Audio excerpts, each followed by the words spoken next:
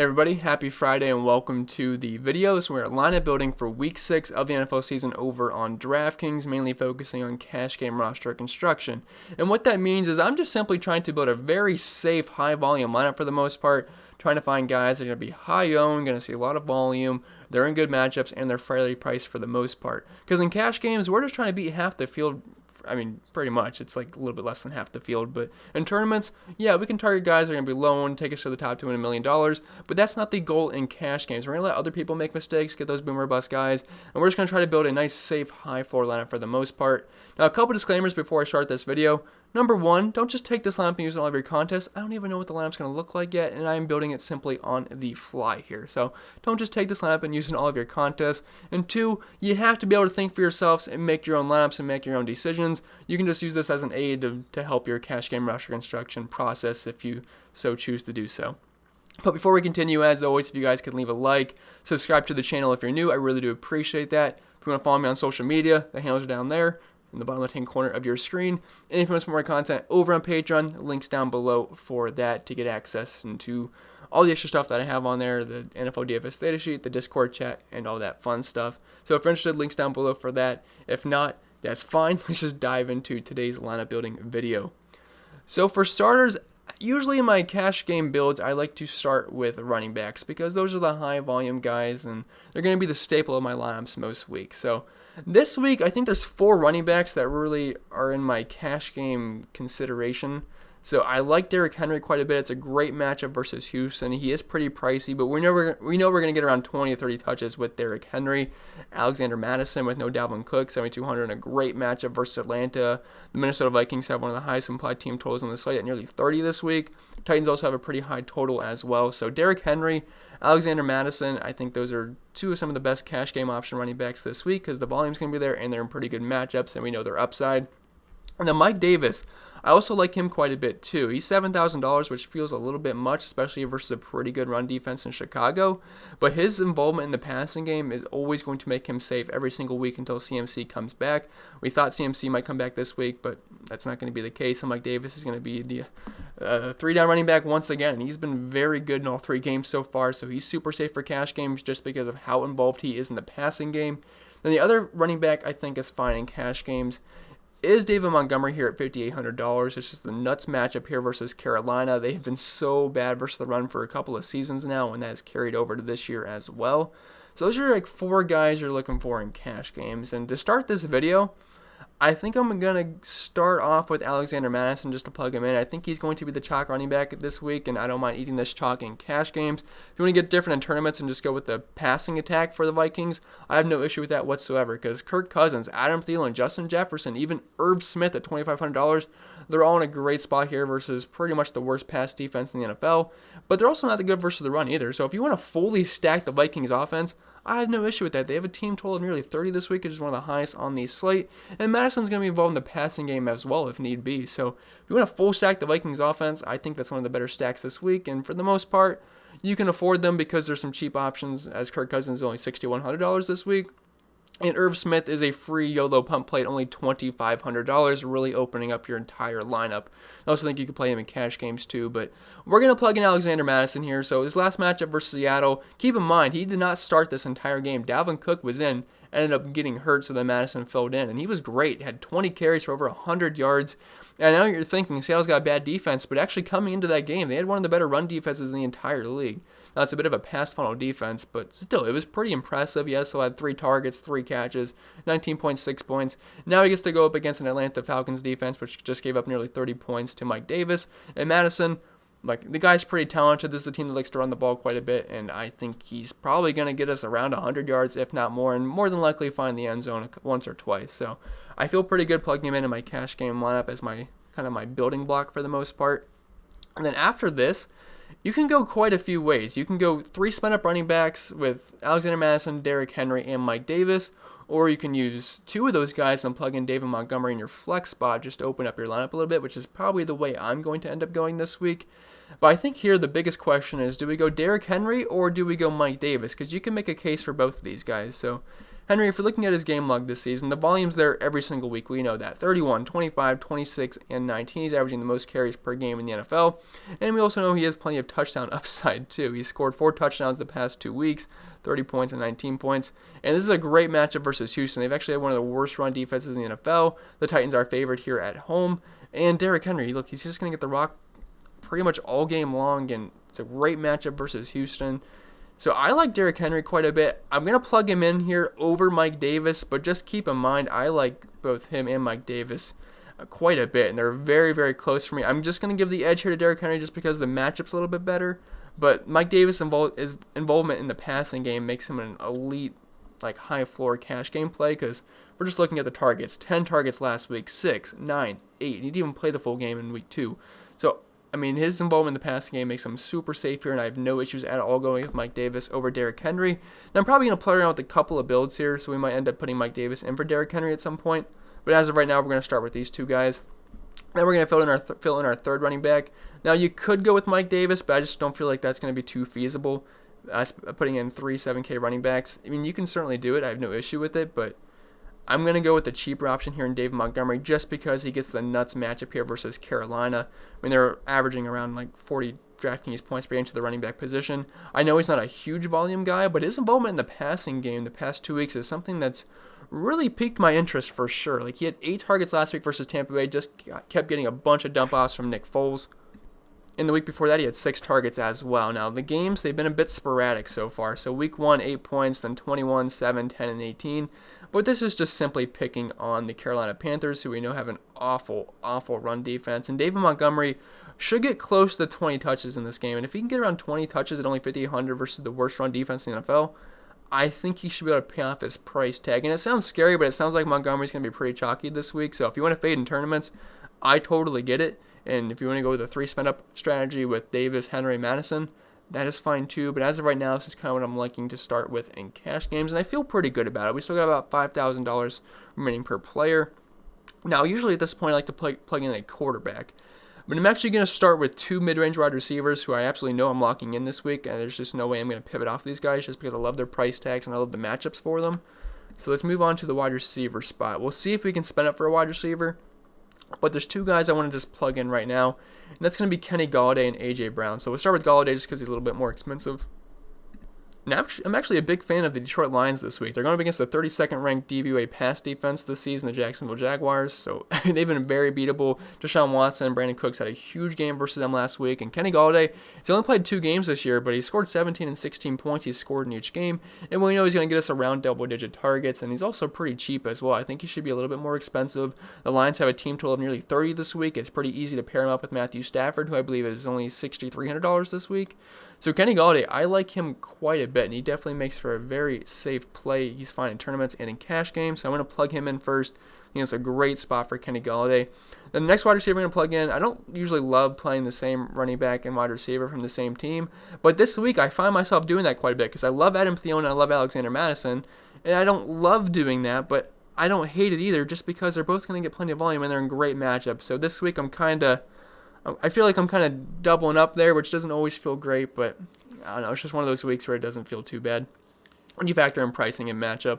But A.J. Brown, look, I know it's with Derrick Henry, but I don't mind it. I mean, this offense is decently consolidated where it's just, you know it's going to be Derrick Henry, you know it's going to be A.J. Brown, you know it's going to be Jonnu Smith for the most part. Then there's a couple of secondary options, but it's pretty condensed to those guys. But anyway, A.J. Brown, I think he's one of the best plays on the entire slate. On my first look video, I made him the thumbnail picture, and I said, I think this guy's probably going to be one of the highest owned players on the slate. And then once I saw some ownership projections, it's looking like that may be the case. He's just in a smash spot here versus Houston. He's too cheap. Like, why is he only $5,600? I know he's only played 2 games this season, but 8 and 9 targets, had 21 points last week versus Buffalo on Tuesday night, got that early touchdown. Now, he did not practice on Thursday, but keep in mind they just play on Tuesday, and I assume he's going to be good to go on Sunday. And if that's the case, A.J. Brown at $5,600, that's going to be really hard to pass up. His quarterback, Ryan Tannehill, since week 7 last year, has been one of the best quarterbacks in the NFL, just looking at ratings and stuff, and I know it sounds weird to say, but that's just the truth. Ryan Tannehill has been playing very, very well, so I like A.J. Brown quite a bit. I like the Titans quite a bit this week, and they have one of the higher implied team totals. This game should be a pretty good game for DFS purposes. It's got a pretty high over-under as well. So A.J. Brown, you can sign me up for him. I think he's a fantastic play at a really just a too low price tag. He should be closer to $7,000 in my opinion. So now we have 5 guys in, and I feel pretty good about this start. We got Madison, we got Henry, we got Galladay, A.J. Brown, and David Montgomery, and that leaves us around $4,500 left remaining. So at this point, I feel like we should try to plug in a quarterback, just so we're not making it our last pick. And there's quite a few quarterbacks you can go with this week. I personally find myself spending down. Like, I think Watson's a fine play versus Tennessee. I think Lamar Jackson's fine, but I just see myself going a little bit cheaper at the QB position this week, and there's plenty of good cheap quarterbacks. Like, we have Matthew Stafford at $6,300, which is one of my favorite cash game quarterbacks this week. You got Kirk Cousins, although I am playing Alexander Madison, so it doesn't feel great playing it with Madison, but even then, I just still think you can just based off the pricing and the matchup versus Atlanta. So I like Cousins as well. I like Ryan Fitzpatrick a lot. He's probably my favorite cash game quarterback, or at least him and Matthew Stafford are kind of like a toss-up for me. If you have the money for Stafford, I feel like I might want to get up to Stafford just so I can pair him with Kenny Galladay. But Ryan Fitzpatrick, I mean, he's been fantastic. If you're looking at his numbers this season, besides week 1, he's been scoring pretty much over 25 Draftkings points each week, coming off a 30-point game versus the 49ers last week. So and also Ryan Tannehill as well. I like him, and if you can use him with A.J. Brown too, you can stack him up with Jonnu Smith, run that back with someone on the Texans. I think that's fine in tournaments. But it always feels weird playing Tannehill with Derrick Henry. That's not something I really do. But this week, I feel like you can make a case for it just because of how cheap Tannehill is at $5,900. A.J. Brown's pretty cheap, and I can see all 3 of these guys having some pretty good games. I don't think that's out of the question. So Tannehill is definitely in my cash game consideration as well. Although if I am playing Tannehill, I'm probably pivoting off of Henry to plug in Mike Davis. But that's just me personally. But for this lineup, I think I'm going to try to plug in Stafford. This could change. We'll see how much money we have left at the end. But I'm going to plug in Stafford. If I had to drop down to a Fitzpatrick or a Tannehill, I have no issue with that at all. But as of right now, let's just plug in Stafford just so I can get that correlation play with Kenny Galladay. And Jacksonville just have a 32nd ranked DVOA pass defense as well. Now, if we're looking at Stafford's game log this season, it hasn't been great. 17, 17, 18, 23, which was actually his best game of the year last week. Only had a 54% completion percentage versus New Orleans, or not last week, I'm sorry, he had a bye week, so that was back in week 4. But he did have 3 passing touchdowns, and versus Jacksonville, he should have a pretty good game. And I expect the Lions to be throwing the ball quite a bit. It should be pretty back and forth. So we're going to plug in Stafford, and as you can see, we have $3,800 remaining. I would love to be able to fit in Adam Thielen, but I just don't think that's going to be able to happen, because we can try to plug him in and see how much money we have left, but I just don't think that's going to be possible. He's my favorite wide receiver in the week. If salary wasn't an issue, like, I think he's the wide receiver 1, him or Devontae Adams. But I love Thielen's spot versus Atlanta. They've been so bad versus opposing wide receivers and just awful defensively versus the pass. So if we plug him in, we only have $2,100 left per player, which is just not going to be feasible. So unfortunately, we're going to have to take him out. I think he's a great play, but it's just, you can't do that with $2,100 left. Even if you put in Ryan Fitzpatrick, that's going to leave us, like $2,400 left, and even then, you can't really do that. I mean, we could try to play around with it and see, but we'll do that at the end. So I'm just going to keep in Matthew Stafford right now and see if we can build with Stafford that we like. So since we can't fit in a Thielen, we're going to have to drop down to the mid-range once again. And there is a guy I like in the mid-range quite a bit, and that would be Terry McLaurin, just because we know he's going to get volume each and every single week. Now, his first game without Dwayne Haskins did not go great.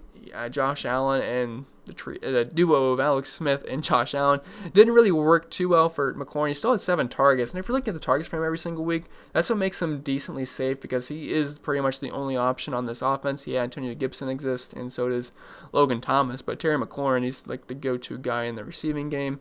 And this team typically plays from behind. It's a good matchup versus the Giants. They've got a pretty poor pass defense so far, and McLaurin's a very talented wide receiver. If he had a good quarterback, McLaurin would be absolutely awesome. Unfortunately, he's stuck on the Washington football team, which just does not have very good quarterback play for the most part.